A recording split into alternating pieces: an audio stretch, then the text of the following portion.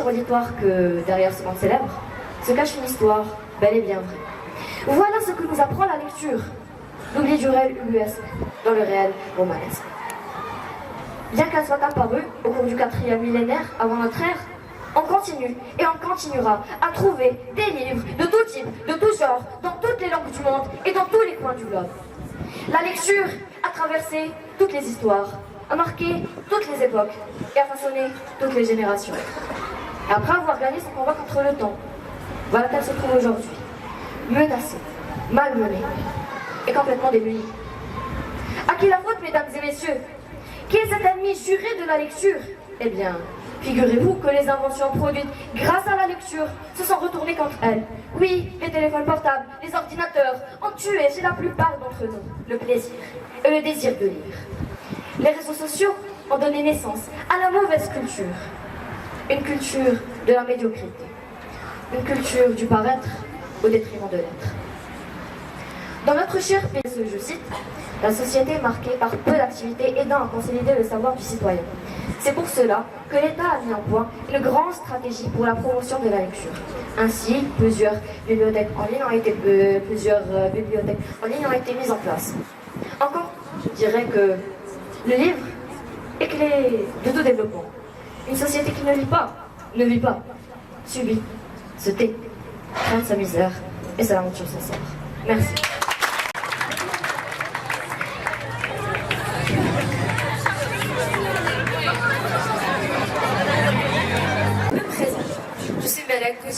Élève de la 3e année collège, et je vous invite à découvrir mon sujet.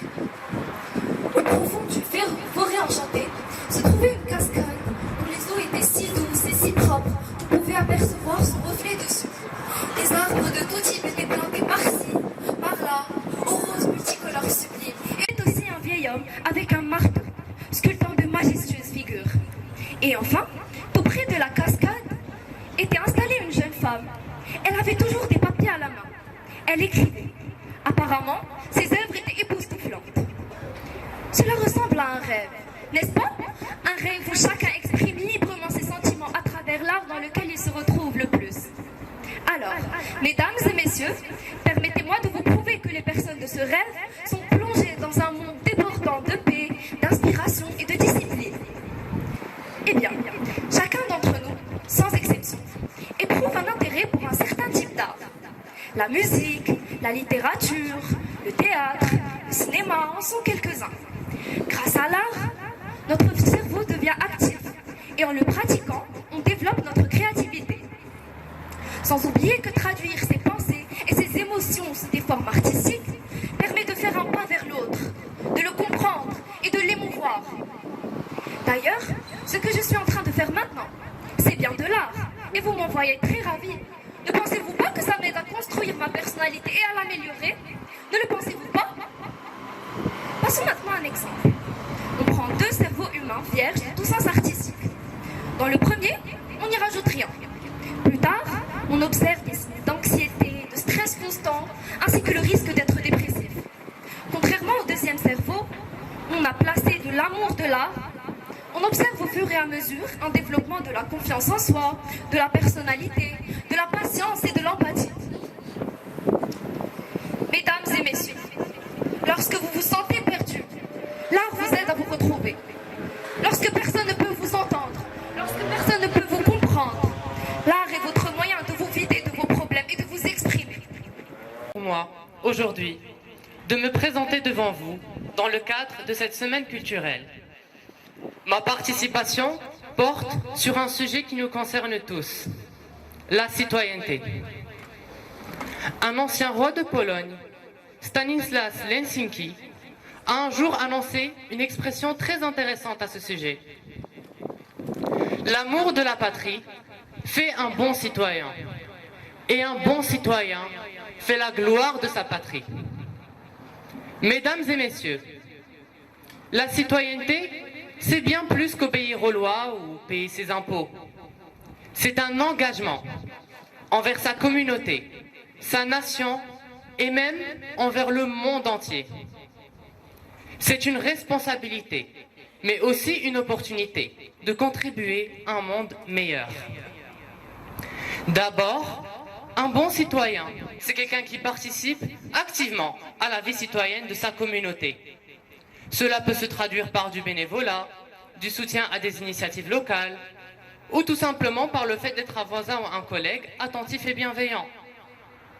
Être un bon citoyen, c'est prendre soin de son environnement ou de ses concitoyens, en contribuant à des actions positives qui profitent à tous. De plus, un bon citoyen, c'est quelqu'un qui respecte les droits des autres et qui cherche à promouvoir l'égalité, la justice et la paix. Cela signifie agir avec compassion, empathie et respect envers tous les membres de la société, quelles que soient leurs différences. En encourageant l'inclusion et en luttant contre la discrimination, un bon citoyen contribue à bâtir une société plus harmonieuse et plus équitable pour tous. À apporter des solutions, à influencer positivement les décisions qui affectent la société dans son ensemble. En conclusion, être un bon citoyen, c'est un engagement envers les autres, envers sa communauté, envers la justice et l'égalité. C'est un ensemble de valeurs et d'actions qui visent à construire un monde meilleur. Chacun a un rôle à jouer dans ce système. 1. Colors and traditions. Imagine Morocco as a treasure chest full of vibrant colors and exciting traditions. From the bustling markets with their rainbow spices to the lively celebrations of music and dance. There's so much to see and enjoy. 2. Tasty adventures. Morocco is like a big kitchen where delicious adventures happen. Have you ever tried couscous or tagines? Let me tell you a secret about couscous. This is the most popular and traditional dish that gathers Moroccan families every Friday.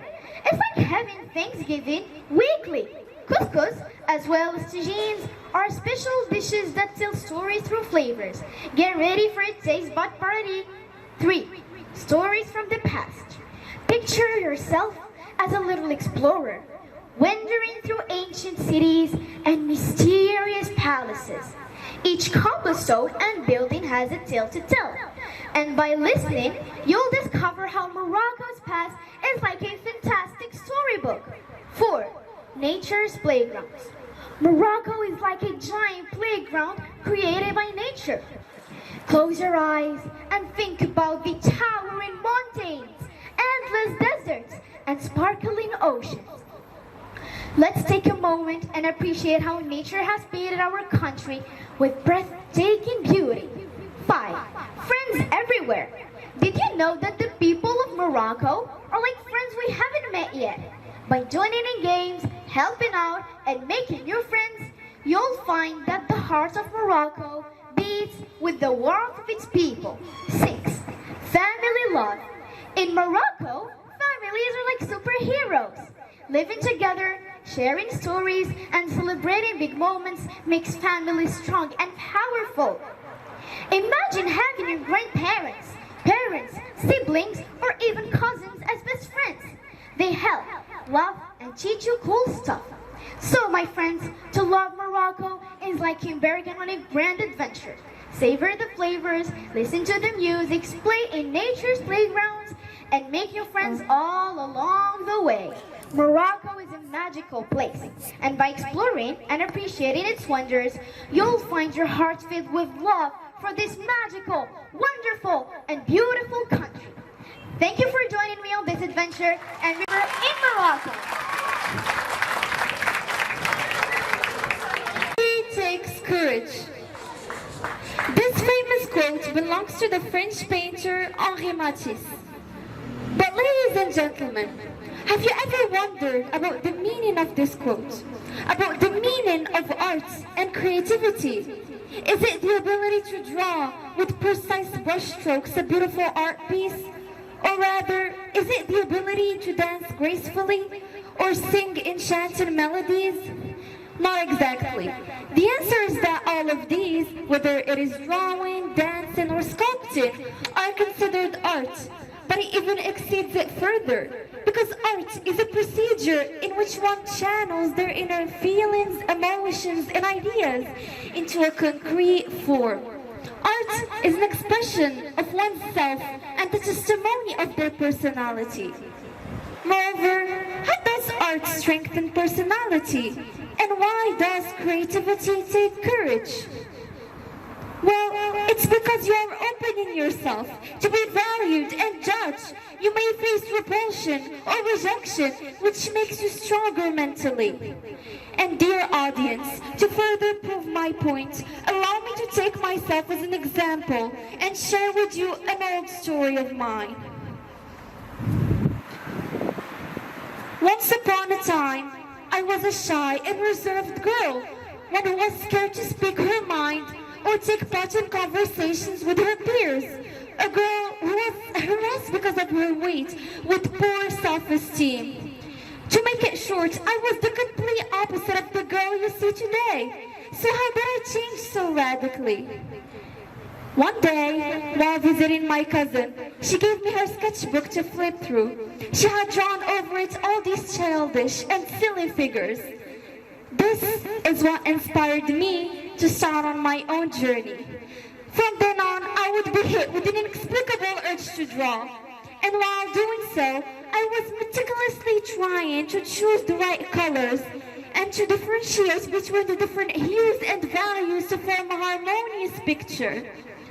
And while doing so, I was unknowingly developing an incredible aesthetic sense, all while fostering my creativity and expanding my imagination to reach new horizons. But art also helps simulate my problem-solving skills and critical thinking. Every time I'm holding the brush, I'm trying to find the perfect way to accurately transmit my message to the viewer and to piece my ideas together like a puzzle to form a concrete picture. Unfortunately, only a few of us truly understand the concept of art and have ever felt its magic. Very often, I hear some small-minded people talking about art, asking, "Why are you all getting so worked up about this nonsense?" Well, I've known art for quite a long while now, and trust me, it could be everything but nonsense. It has never, ever showed me anything other than mindfulness, prosperity, and some unexplainable feelings too. And just like beauty, art lies in the eyes of the beholder.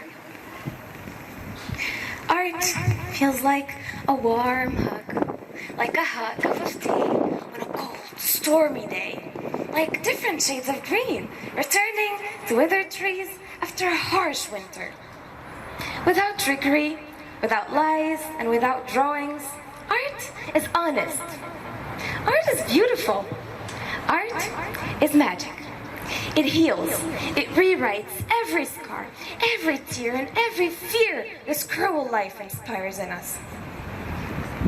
But when we talk about art, we are actually discussing a whole lot of fields and sections. They're different, indeed, but they've all got the same purpose: to make you feel something. So as I told you before, my relationship with art is very old and strong, and especially the one with painting.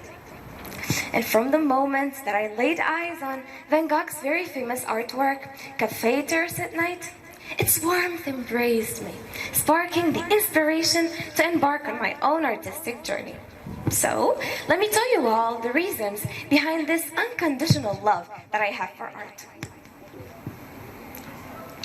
There are times when the brain is closely shut, the body's down, and the soul is tired. Life starts to feel like an endless maze where all exits are shut. Suddenly, a glimmer of hope appears, and from far away comes a friend, an ally. He'll show you the light and guide you to the way out. Without any doubt, now I guess you know who it is or what it is I'm talking about. When I want to paint, it's inevitable to go through some steps before. Now, I may and may not like these, but for a great outcome, I must persevere. And this teaches me not only to be comfortable with the uncomfortable, but also that determination must be stronger than the fear of discomfort. Another point worth noting is that as all writers, artists go through what we call the blank page syndrome, also known as art block. And this, my friends, is very, very, very awful. It can last up to months without creating anything, and this ruins artists' motivation and makes them almost depressed. The magic starts to fade away. When this happens, they must be solution-oriented, so that they seek solutions and look for other ways to approach the painting instead of crying and bemoaning fate. Oh, I'm not gonna lie to you, my art journey was not full of roses. Trust me when I say that. There were times when I hated everything I made, and everything just seemed wrong. To the point where my room was full of crumbled papers, I barely had any place to stand. In these very, very crucial moments, the first thing that pops into my head is an inspiring quote that says, "Don't stare at closed doors for too long. You'll miss the window opening." So I decide not to surrender, but keep trying and trying and trying and trying even more. Why not? In fact, I believe that closed doors are a test to our faith and our abilities.